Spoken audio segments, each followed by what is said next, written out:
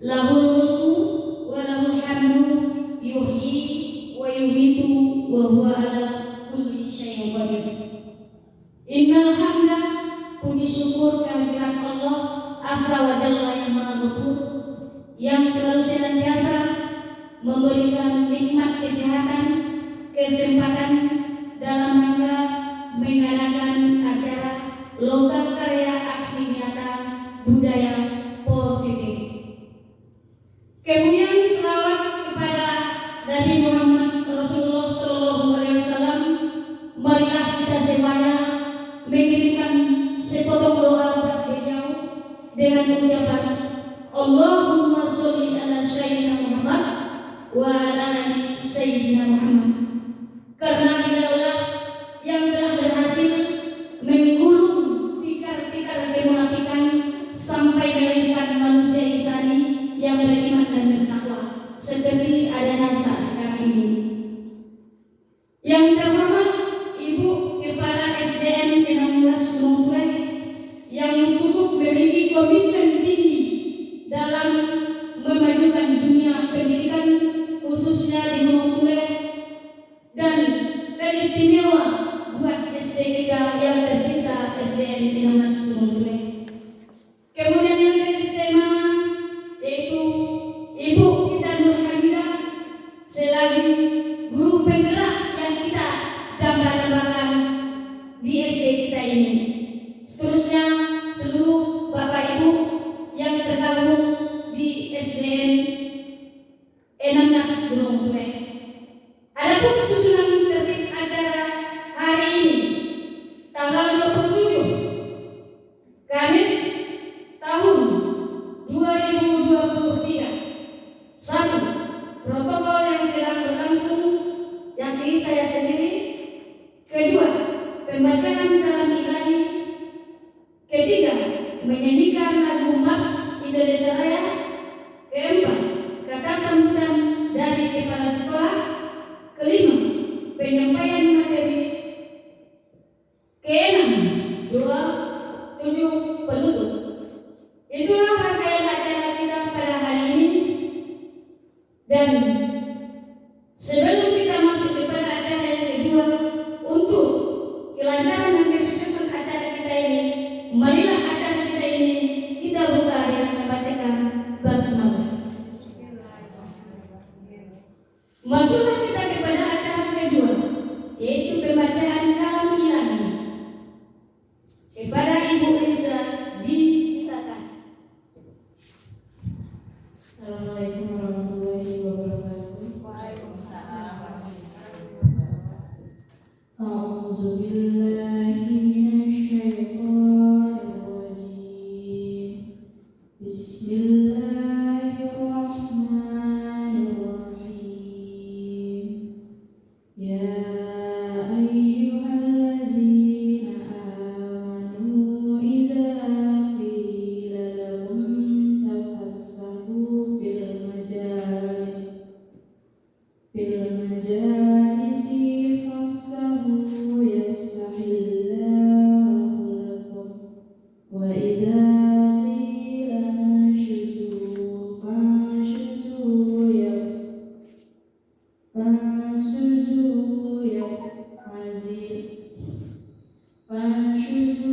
yarfa'illahu allazina amanu minkum wallazina utul ilma darajat wallahu bima ta'maluna khabir.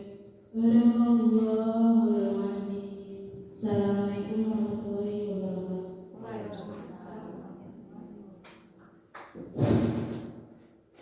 Terima kasih kepada saudari kita ucapkan yang telah membacakan kalam ilahi di hadapan kita bersama. Acara ketiga, masuklah kepada Mas Indonesia yang ini dirjennya dipandu oleh Ibu Mira. Disilakan. Pada rekan-rekan semuanya diharapkan untuk berdiri sejenak.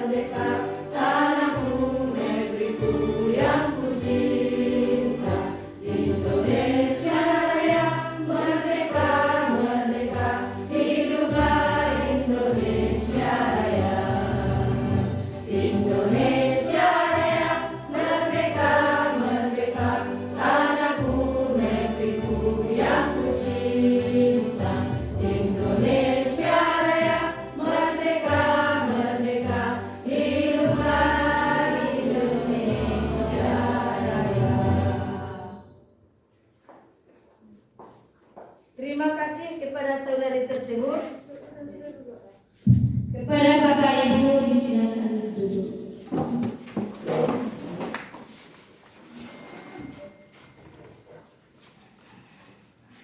Acara KM kata sambutan dari Kepala SDN 16 Gunung Tulen disilakan. Bismillahirrahmanirrahim. Assalamualaikum warahmatullahi wabarakatuh. Alhamdulillah, bersyukur kita kehadirat Allah Subhanahu wa Ta'ala. Pada siang hari ini kita masih diberikan nikmat kesehatan dan kesempatan untuk mengikuti loka karya budaya positif. Ini merupakan program penyelesaian aksi nyata dari guru penggerak kita, Ibu Nur Hamida SPD pada modul 1.4. Kemudian berselawat kita kepada Nabi kita, Allahumma sholli ala Muhammad wa ala Muhammad. Mudah-mudahan dengan banyaknya kita berselawat kepada beliau, kita mendapatkan syafaatnya di yaumil akhir nanti. Amin ya rabbal alamin. Yang terhormat Ibu Nur Hamida selaku calon guru penggerak angkatan 8 Kabupaten Pasaman Barat. Kemudian yang terhormat Bapak Ibu Majelis Guru selaku peserta loka karya pada siang hari ini. Terima kasih atas kesempatan yang diberikan untuk kami untuk memberikan sepatah kata. Bapak dan Ibu yang kami hormati, budaya positif merupakan sesuatu yang mesti kita terapkan untuk anak didik kita untuk mewujudkan merdeka belajar, untuk mengimplementasikan kurikulum merdeka yang sedang kita jalani sekarang. Budaya positif ini sangat besar perannya nanti yang akan kita laksanakan di dalam kelas kita masing-masing. Jadi untuk itu materi budaya positif ini Bapak Ibu sangat luar biasa sekali nanti imbasnya untuk kita yang akan kita terapkan di kelas kita masing-masing. Untuk itu kami berharap mari kita ikuti loka karya ini dengan maksimal, kita ikuti dengan serius. Mudah-mudahan ilmu yang disampaikan oleh Ibu Nur Hamida selaku CCP Angkatan 8 bisa kita aplikasikan nanti di kelas kita masing-masing. Itu harapan kita. Kemudian mari kita beri support kepada Ibu Nur Hamida dalam penyelesaian tugasnya. Kemudian ini juga menjadi referensi untuk kita yang akan mendaftar pada calon guru penggerak di angkatan 10 nantinya. Mungkin demikian saja Bapak dan Ibu.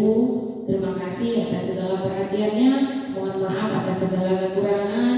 Wabillahi taufiq wal hidayah. Wassalamualaikum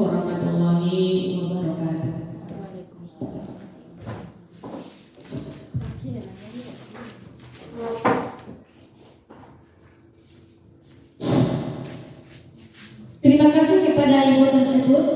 Dan acara kelima, penyampaian materi oleh Ibu Nur Hamidah.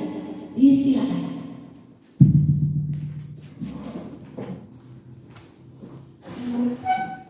Assalamualaikum warahmatullahi wabarakatuh. Terima kasih atas waktu yang diberikan kepada Mbak. Saya titipkan kepada protokol pagi ini. Sebelum kita mulai, kita tes briefing dulu ya, biar semangat karena ini udah siang.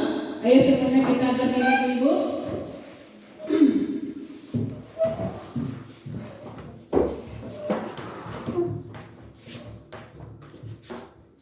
Kita mulai dari tepuk ampu dulu. Oke, untuk semuanya tepuk ampu. Ampu suwo, ampu tidak, duo ampu, santiang. Berikutnya kita masuk yang kedua yaitu Marina menari di atas menara. Nanti kalau Marina kita perlu ya Marina menari di atas menara. Oke, cepat ya Bu ya. Oke, 3, 2, 1. Marina menari di atas kepala atas. Oh ya, menara ulang kembali. Marina 3, 2, 1. Marina menari di atas menara, di atas menara. Marina menari. Oke, tepuk tangan semuanya. Dah Ibu silakan duduk kembali. Oke, pada hari ini saya akan diseminasi modul ke-4 tentang budaya positif.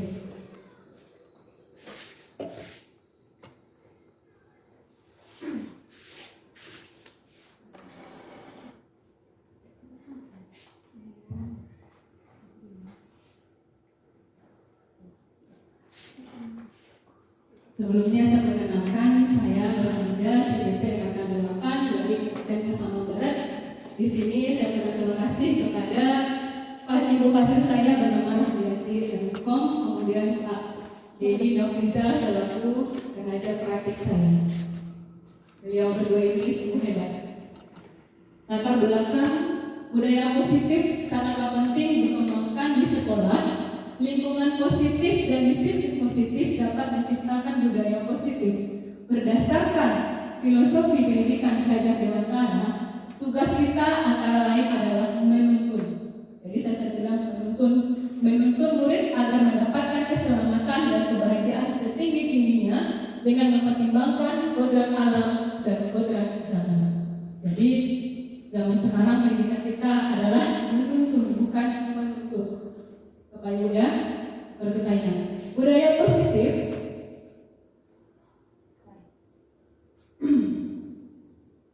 budaya positif menuntun mereka agar dapat tumbuh berkembang sesuai dengan kodratnya dan memiliki karakter yang kuat berdasarkan nilai-nilai kebajikan yang diyakini bersama seperti yang tercantum dalam profil pelajar Pancasila yang kita ketahui berjumlah ada 6. Yang pertama,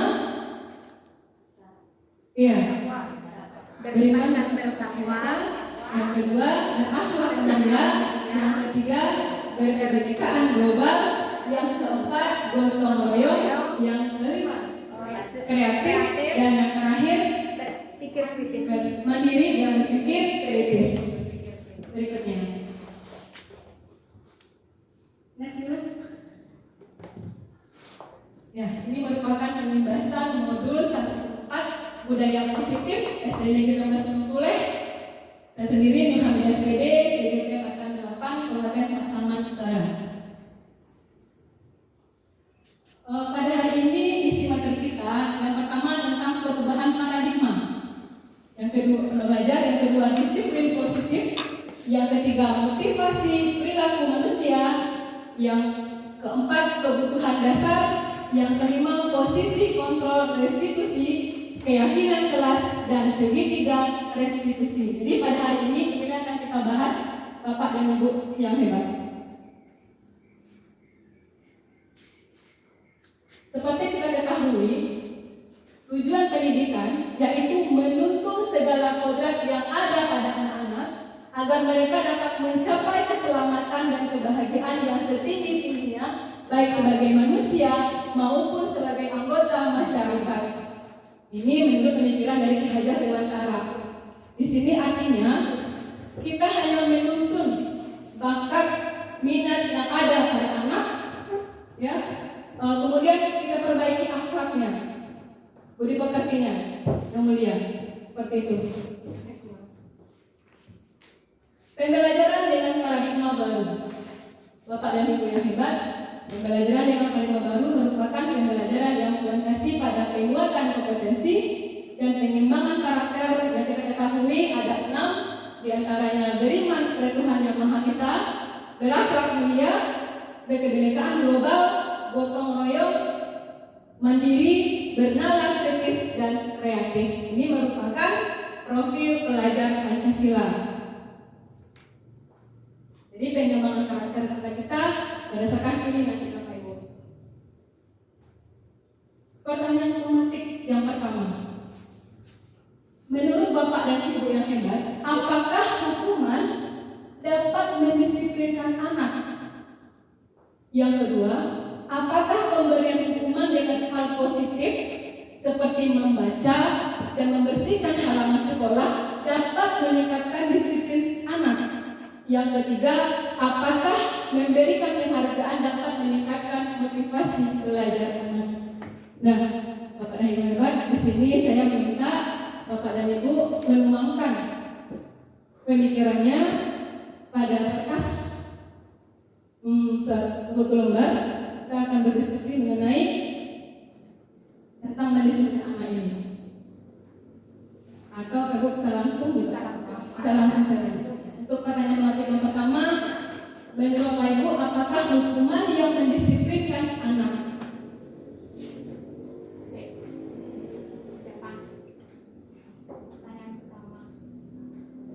Apakah hukuman dapat mendisiplinkan anak? Boleh, Bu?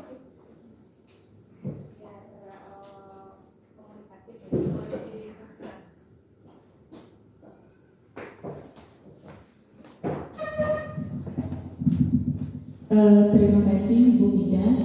Berdasarkan pertanyaan pemantik, apakah hukuman dapat mendisiplinkan anak? Menurut kami, hukuman tidak akan mendisiplinkan anak. Karena setelah kita di dalam hukuman, ketika kita menerapkan hukuman, di sanalah mental anak, psikolog anak itu akan terganggu. Nah, ketika hukuman kita berharap mendisiplinkan anak itu lahir dari hati nuraninya, bukan karena terpaksa. Dengan adanya hukuman berarti ada unsur keterpaksaan yang akan dilakukan oleh anak. Itu. Kemudian hukuman itu sifatnya apa Bapak dan Ibu? Satu arah, tanpa ada konfirmasi dulu dengan anak, begitu kalau hukuman. Jadi nanti setelah hukuman masih ada hal lain, misalnya ada konsekuensinya yang akan mereka dapat. Kalau hukuman itu kami rasa tidak akan mendisiplinkan anak, justru sebaliknya, dengan hukuman justru anak akan menganggap sesuatu yang dia lakukan itu mesti dia pertahankan, begitu. Kalau hukuman, yang pertama anak akan mendongkol dengan hukuman yang kita berikan. Kemudian yang kedua, apa yang kita tujuan dari kita itu tidak akan tercapai karena anak tidak merespon dengan baik apa yang kita sampaikan. Jadi begitu kira-kira dari kami, Bu Ida. Apakah hukuman dapat mendisiplinkan anak? Menurut kami itu sebaliknya malah terjadi. Justru anak akan lebih tidak disiplin jadinya karena hukuman itu. Demikian Bu Ida, terima kasih. Iya, terima kasih Ibu. Saya juga setuju dengan Ibu karena hukuman ini akan memberikan anak pada rasa ketakutan dan keterpaksaan. Ya. Berikutnya yang kedua, apakah pemberian hukuman dengan hal positif, misalnya datang terlambat, kemudian diberi diberi hukuman, dia membaca buku di perpustakaan. Ini kan tujuannya baik. Apakah ini dapat meningkatkan disiplin anak di sekolah? Bebas, silakan.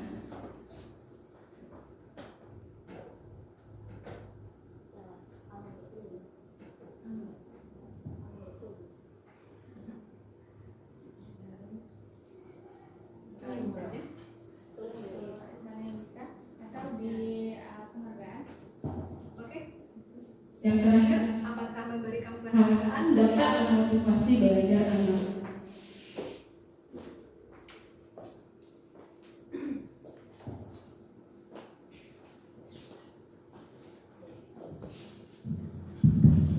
Ya, terima kasih waktunya. Ya, ini sesuai pertanyaan ketiga.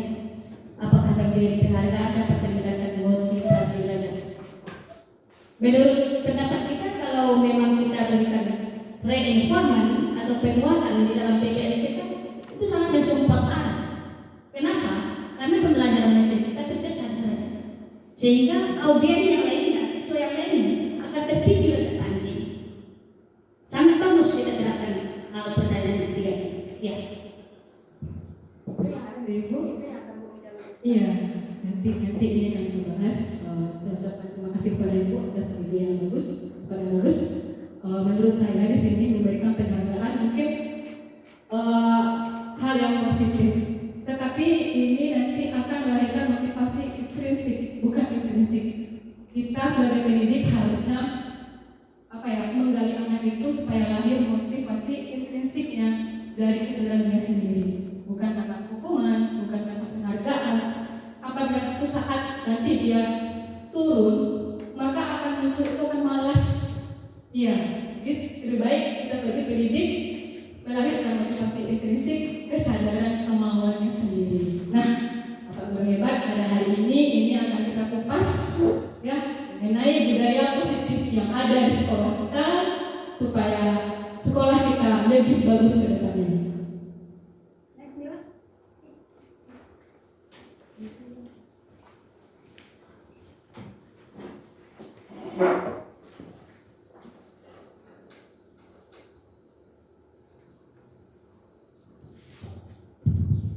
Budaya positif. Budaya artinya kebiasaan. Positif artinya kebaikan.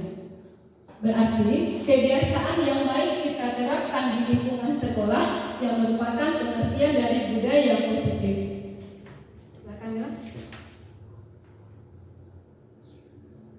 Nilai-nilai, keyakinan, kebiasaan yang dilakukan di sekolah yang berpihak pada anak sehingga dapat prosesnya dapat mewujudkan murid yang berpribadi kritis, memiliki rasa hormat, kasih sayang, dan bertanggung jawab. Jadi ini merupakan tujuan dari budaya ini, yaitu melahirkan nilai-nilai, keyakinan, kebiasaan yang ada di sekolah kita yang berpihak pada anak, sehingga prosesnya mewujudkan anak kita berpikir kritis, memiliki rasa hormat, baik itu kepada yang lebih tua, yang lebih sebaya atau yang lebih kecil nantinya.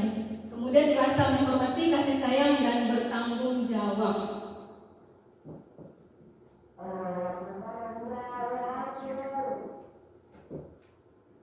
Disiplin positif yang pertama. Disiplin positif merupakan suatu cara penyerapan disiplin tanpa kekerasan. Jadi seperti yang tadi, bukan karena hukuman, bukan karena ancaman, yang dalam praktiknya melibatkan komunikasi tentang perilaku yang efektif antara guru dan murid. Jadi ini merupakan disiplin positif, suatu cara penyerapan tanpa ancaman atau kekerasan, dalam praktiknya melibatkan komunikasi kita kepada perilaku yang efektif antara guru dan anak. Kemudian kita mengajak murid untuk memahami konsekuensi dari perilaku mereka. Berarti kita menunjukkan kesadaran. Dan selain itu mengajarkan murid tentang tanggung jawab serta rasa hormat dan berinteraksi dengan lingkungannya. Jadi disiplin positif adalah cara penyerapan disiplin yang bertujuan untuk menumbuhkan kesadaran serta memberdayakan murid untuk melakukan sesuatu tanpa sogokan, ancaman maupun hukuman.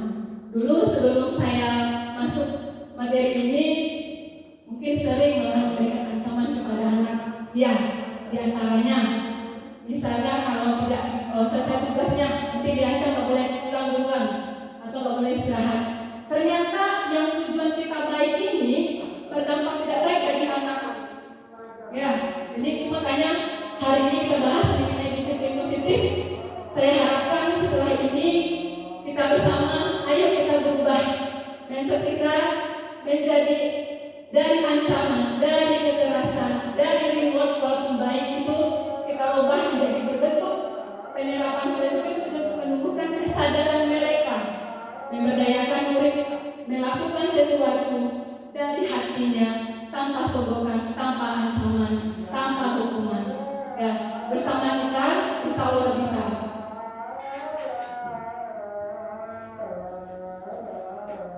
Berikutnya, kenapa harus ada budaya positif di sekolah ini? Menurut saya pertama yaitu menciptakan suasana pembelajaran yang kondusif, kemudian membentuk karakter anak.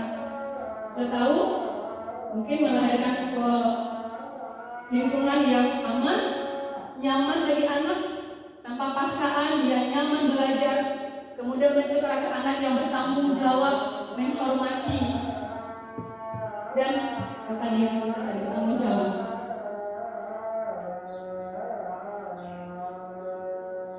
Kita sebagai seorang guru, ya mungkin dari 4 teori kontrol ini kita pernah melakukannya. Ya, ada 4 teori kontrol menurut Dr. William Glasser. Yang pertama, ilusi guru mengontrol murid. Yang kedua, ilusi bahwa semua penguatan positif efektif bermanfaat. Kemudian ilusi bahwa kritik membuat orang merasa bersalah dan menguatkan karakter. Yang ketiga, ilusi bahwa orang dewasa memiliki hak untuk memaksa. Ya, next. Dalam teori kontrol dijelaskan, yang bisa mengontrol seorang diri adalah seorang itu adalah dirinya sendiri. Seorang anak dapat dikontrol apabila menyerahkan dirinya untuk dikontrol.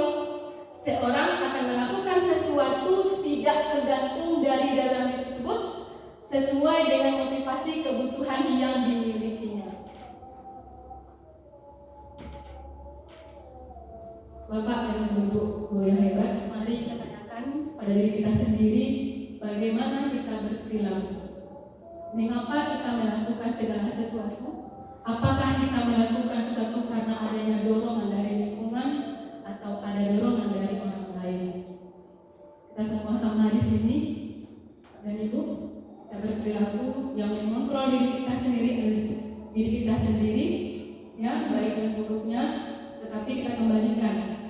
Ya bagaimana diri kita mengontrol, apakah untuk yang hal yang baik atau sebaliknya? Kemudian motivasi manusia berperilaku. Ada 3 motivasi perilaku manusia menurut Diana Gosen. Yang pertama yaitu motivasi eksternal seperti kasus tadi ya kan? Itu terjadi karena apa? Untuk menghindari kenyamanan atau hukuman. Jadi mereka melakukan misalnya kita suruh dia untuk membersihkan atau menyapu halaman atau untuk beri hukuman, kita beri ancaman, untuk beri tugas. Itu merupakan motivasi eksternalnya. Untuk apa dilakukan itu? Untuk menghindari hukuman ketidaknyamanan tersebut. Yang kedua, untuk mendapatkan imbalan atau pujian dari orang lain. Dia melakukannya untuk menang pujian. Ya, itu merupakan motivasi eksternal.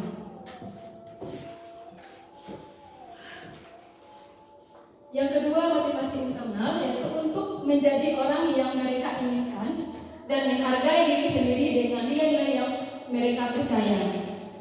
Sebaiknya menghindari pemberian hukuman atau hadiah yang berlebihan untuk meminimalisir motivasi eksternal dalam diri murid.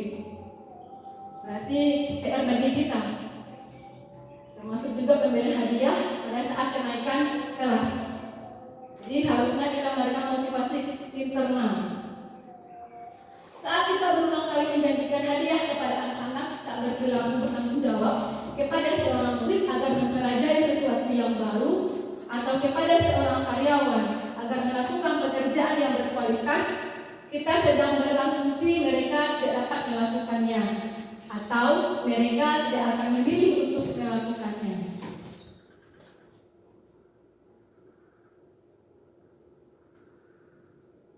Dampak kita memberikan penghargaan. Penghargaan tidak efektif Bapak dan Ibu. Kemudian merusak hubungan, menurunkan kualitas, mematikan aktivitas bersifat menghukum. Sebagai contoh, apabila suatu saat kita memberikan hadiah kepada anak dalam bentuk karena dia hebat, karena dia juara, nanti anak B dia akan minder, misalnya kena dia akan bawa berpikir tidak akan mungkin dia bisa mencapai tersebut. Jadi dia akan merasa mematikan juga aktivitasnya. Seperti itu. Dampak dari penghargaan.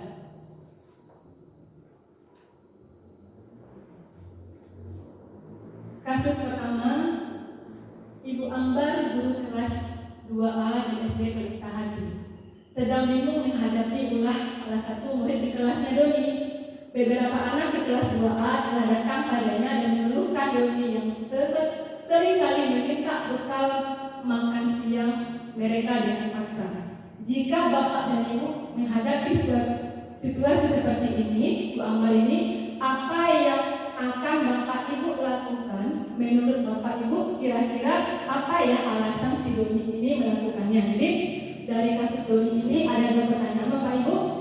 Apa yang akan dilakukan seandainya Ibu di posisi Ibu Ambar ini? Kemudian apa kira-kira alasan dari Doni melakukannya? Ini masuk dalam kebutuhan dasar. Silakan Bapak dan Ibu.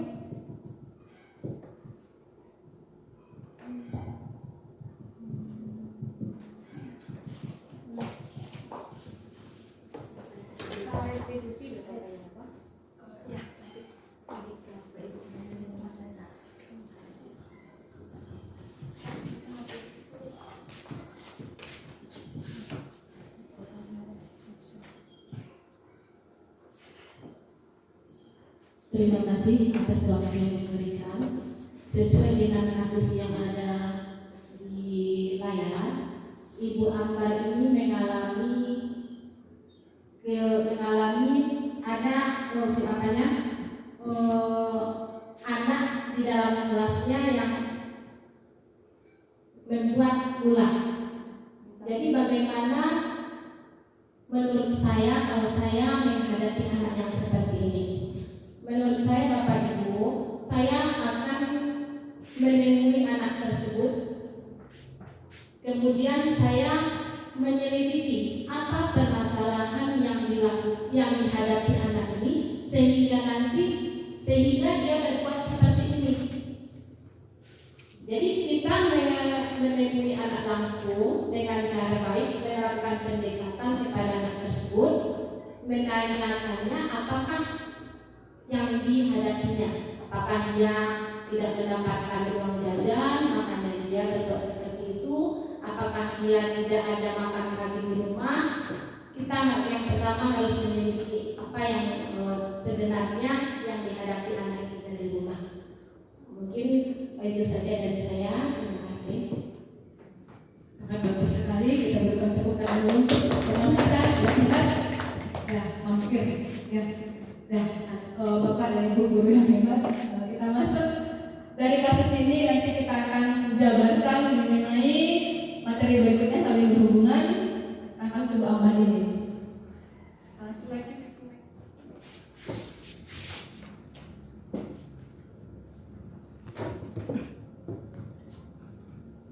Ada 5 kebutuhan dasar manusia dan menurut Dr. William Glasser.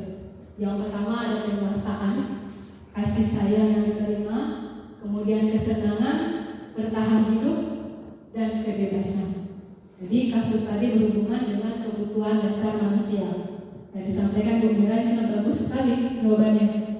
Seorang yang memiliki kebutuhan dasar terpenuhi, maka dia akan berdampak positif dan meraih prestasi belajar, di mana seseorang dapat merasa puas, mandiri, percaya diri dan jujur. Tapi sebaliknya, apabila kebutuhan dasar ini tidak terpenuhi salah satu, maka akan menimbulkan ketimpangan dan kekacauan.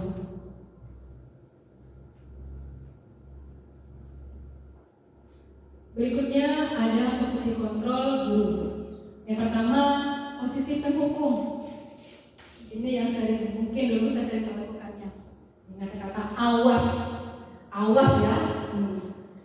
Kemudian membuat rasa bersalah. Kemudian posisi teman, pemantau dan manajer. Jadi kelima ini merupakan posisi kontrol guru. Mungkin kita semuanya sudah pernah melakukan atau berada di posisi kontrol ini. Pada hari ini saya akan mengupas satu-satu mengenai tentang kelima posisi kontrol guru. Yang pertama, kita semuanya videonya dulu ya.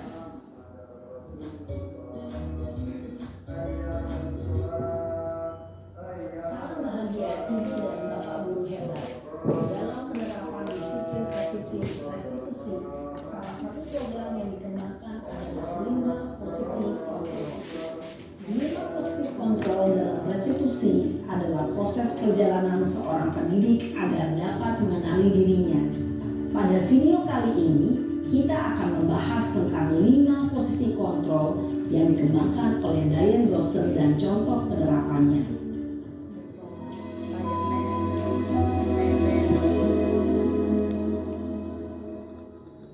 5 posisi kontrol itu adalah 1. Posisi penghukum, 2. Posisi pembuat merasa bersalah, 3.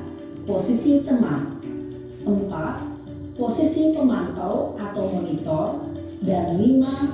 Posisi manajer.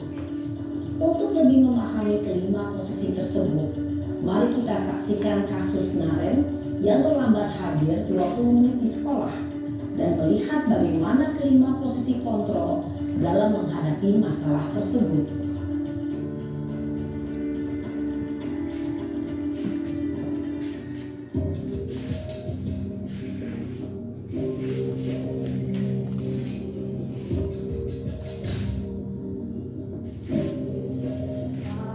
Naren! Sini kamu! Selamat pagi, Bu. Selalu terlambat. Kamu deh, pasti terlambat. Maaf, Bu. Saya Apa?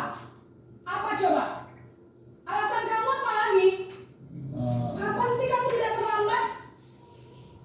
Malas sekali ya kamu jadi anak. saya Dasar pemalas. Gak kapok-kapok sih kamu. Sudah berapa kali terlambat? Sana, kamu keliling lapangan basket 2 kali. kenapa saya harus keliling lapangan basket, Bu? Kenapa? Kamu melawan ibu? Berani-beraninya jawab. Sudah terlambat, masih berani jawab pula.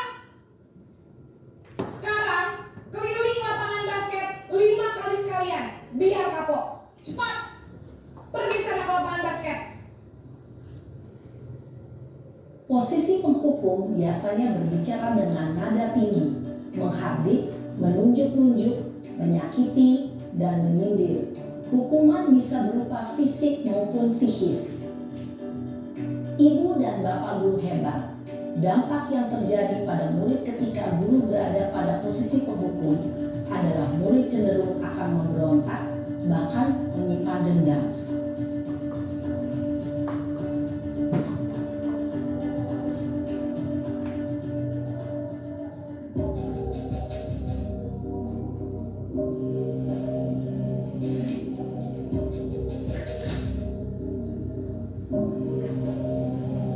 Naren!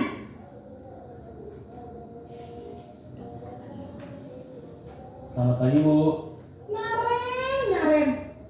Kamu kenapa terlambat lagi, nak? Ya Tuhan, Naren. Kamu senang ya bikin ibu susah ya? Kalau kamu terlambat lagi, nanti ibu yang ditegur bapak kepala sekolah, nak. Disangka ibu tidak bisa membina kamu. Duh, gimana ini? Maaf, Bu. Duh, Gusti Naren. Kamu suka ya kalau ibu ditegur bapak kepala sekolah?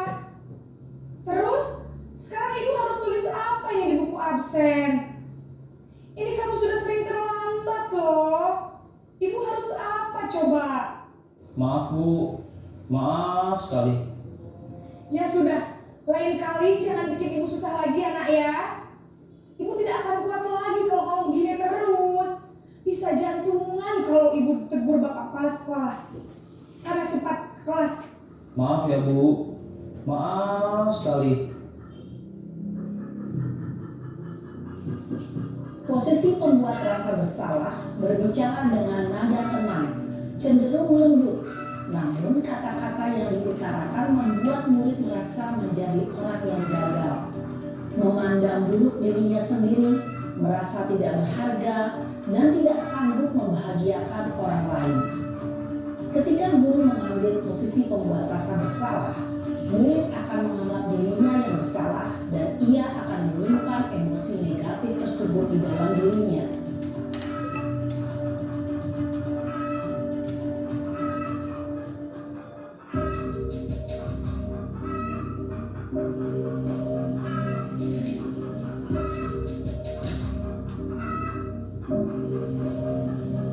Naren!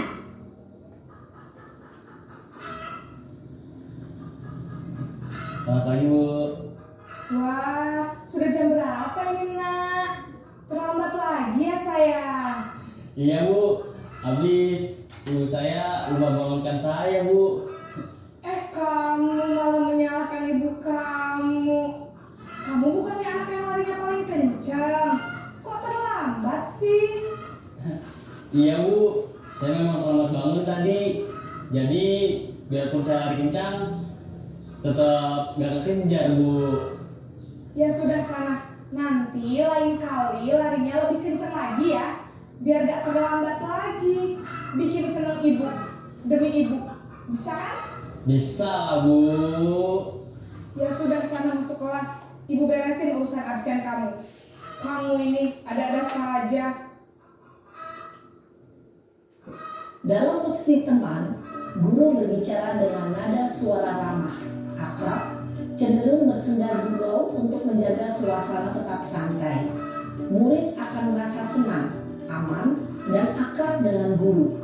Identitas yang tercipta adalah identitas sukses atau berhasil. Namun, perlu diingat, karena ini masih dorongan eksternal, maka ada faktor ketergantungan dari murid kepada orang tertentu. Di sini guru absennya, sehingga di lain waktu murid bisa berperilaku baik, namun hanya kepada orang-orang tertentu saja.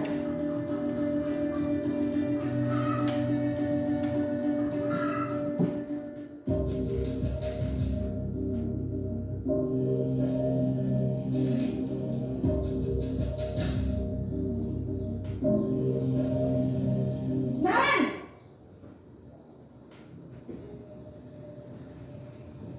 Selamat pagi Bu.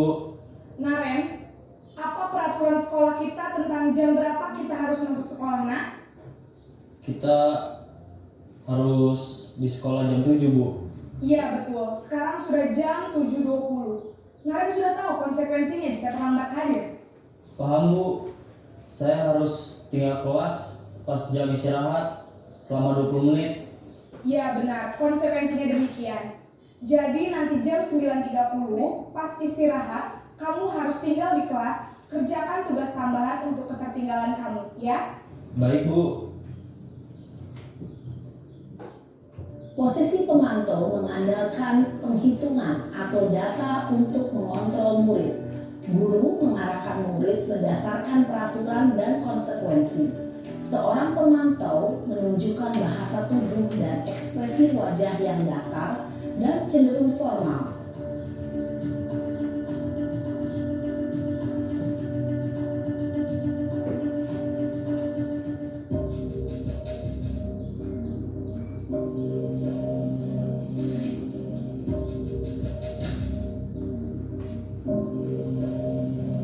Naren!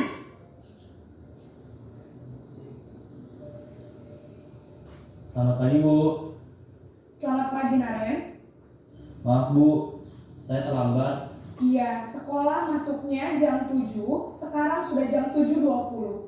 Jadi sekarang bagaimana ini Naren? Maaf Bu, saya lupa setel alarm saya semalam. Baiklah, menurut kamu, keyakinan sekolah yang mana yang perlu kamu tingkatkan? Menghargai diri sendiri dan orang lain mungkin ya Bu. Setuju. Jadi, apakah Naren meyakini prinsip saling menghormati tersebut? Iya Bu, saya meyakininya. Apakah Naren bersedia memperbaiki masalah keterlambatan ini? Bersedia Bu. Bagaimana kamu akan perbaiki masalah keterlambatan ini? Saya akan coba untuk tidak lupa menyetel alarm saya Bu. Baik, kalau Naren lupa menyetel alarm di rumah, ada orang yang kira-kira bisa bantu mengingatkan tidak? Ada Bu, kakak saya, Kak Emma. Ada lagi selain Kak Emma? Selain Kak Emma, ada ibu saya. Baik, jadi yang mengingatkan Naren adalah Kak Emma dan ibu kamu ya? Kira-kira akan mulai setel alarm kapan nih Naren? Setelah pulang sekolah, akan segera saya lakukan. Baik, jadi Naren akan setel alarm untuk bangun besok pagi dan akan diingatkan oleh kakak dan ibunda Naren ya.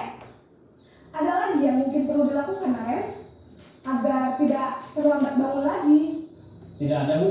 Baik Naren, terima kasih untuk kerjasama kamu. Sekarang kamu perlu kembali ke kelas untuk belajar. Baik Bu, terima kasih. Posisi manajer adalah posisi kontrol yang disarankan untuk membimbing murid memiliki sikap disiplin yang positif, yaitu murid yang mandiri, bertanggung jawab, dan dapat memecahkan masalah. Tujuan dari posisi ini adalah agar murid dapat berefleksi atas tindakannya. Guru akan dengan tulus memberikan pertanyaan-pertanyaan bermakna, sehingga membuat murid dapat belajar dari kesalahannya dan mencari sebuah solusi untuk menyelesaikannya. Ibu dan Bapak guru hebat, setelah mengamati adegan kelima posisi Oke. Tadi kita melihat video mengenai 5 posisi kontrol yang ada pada guru. Bapak dan Ibu guru, kita akan jelaskan di sini yang pertama yaitu posisi kontrol penghukum. Seorang penghukum bisa menggunakan dokumen fisik maupun verbal. Orang-orang yang menjalankan posisi penghukum ini senantiasa mengatakan bahwa sekolah memerlukan sistem atau alat yang dapat lebih menekan murid-murid lebih dalam lagi. Ciri kontrol penghukum ini tadi ya, nada suaranya tinggi, bahasa tubuh, mata melotot, jari menunjuk-nunjuk dan menghadap.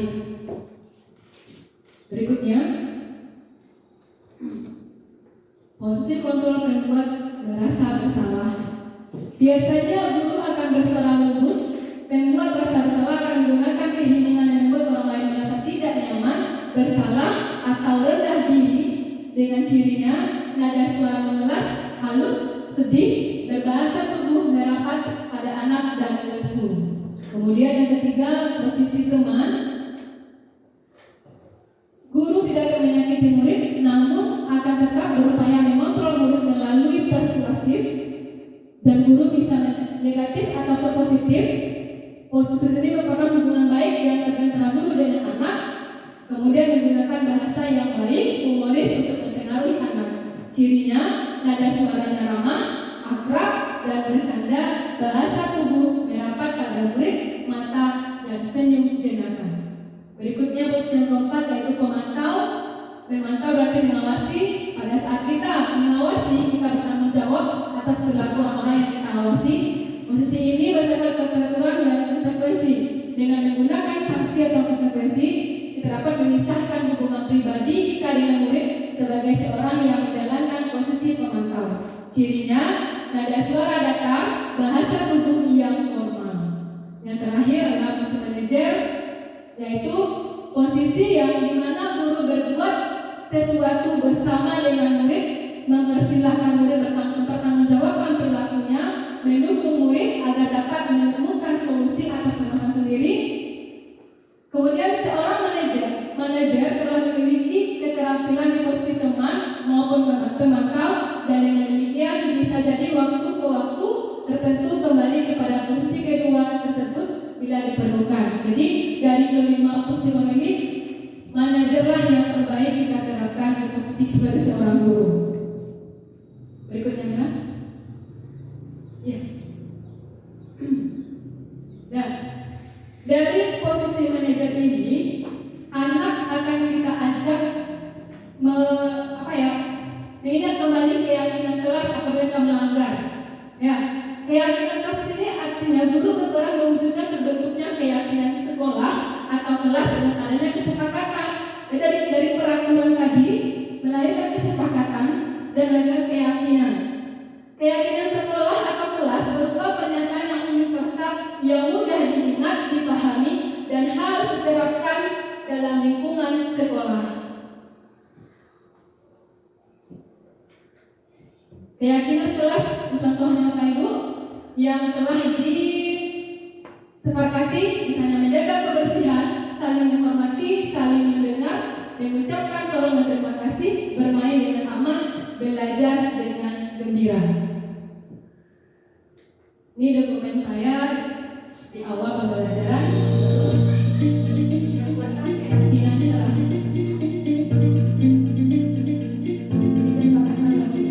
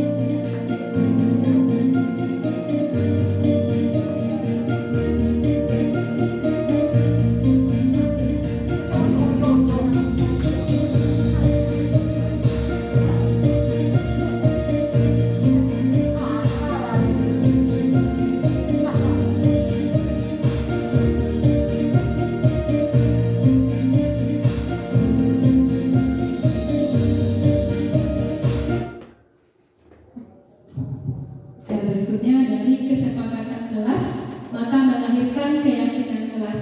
Ini merupakan keyakinan kelas 4 SD Tulen. Yang pertama yaitu bertanggung jawab mengerjakan tugas dan piket. Yang kedua saling tolong menolong, bersikap tenang saat pelajaran berlangsung, bersikap jujur, bersikap sopan dan menghormati guru, dan terakhir hidup rukun dengan teman. Berikutnya perbedaan antara peraturan dengan keyakinan kelas.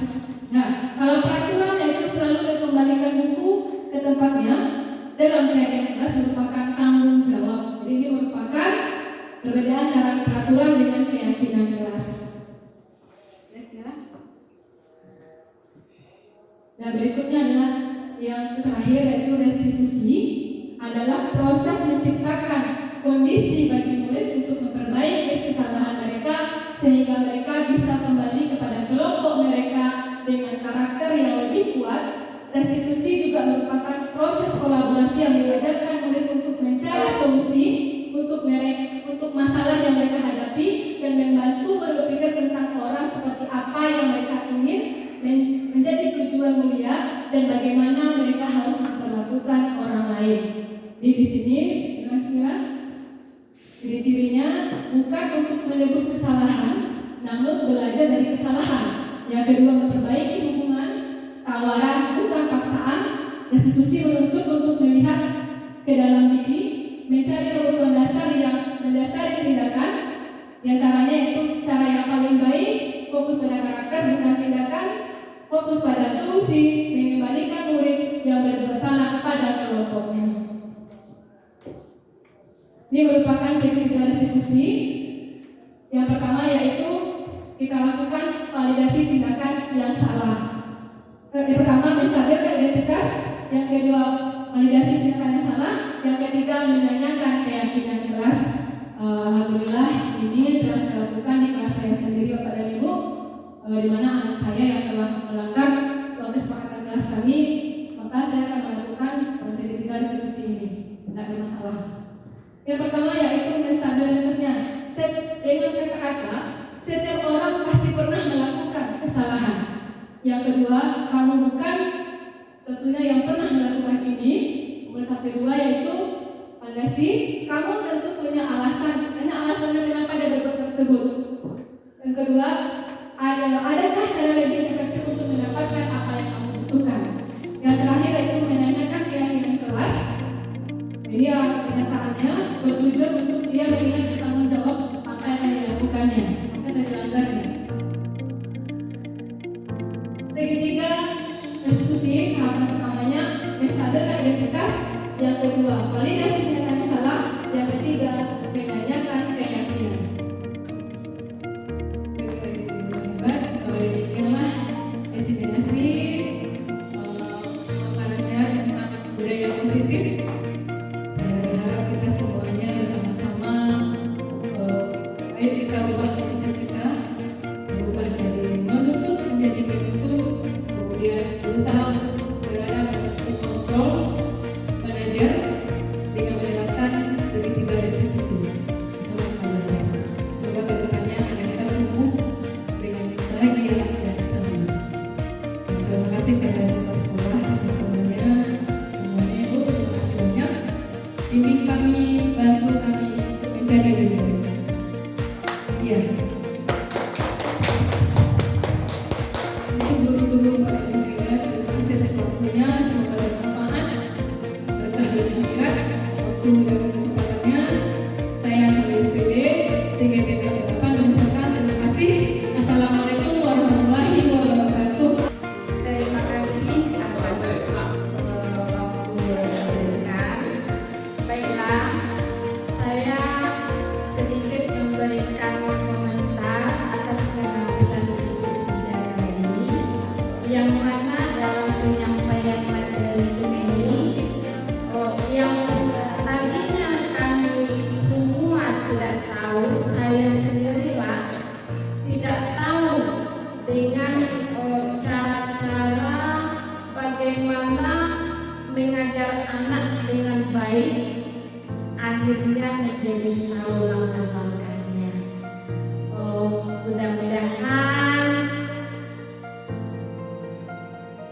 Mudah-mudahan dengan penyampaian Ibu Bidadari kami semua nantinya bisa menerapkan apa yang seharusnya diterapkan oleh guru-guru pada masa sekarang ini, supaya nanti anak-anak kita semua bisa menjadi orang-orang yang hebat dan bisa menjadi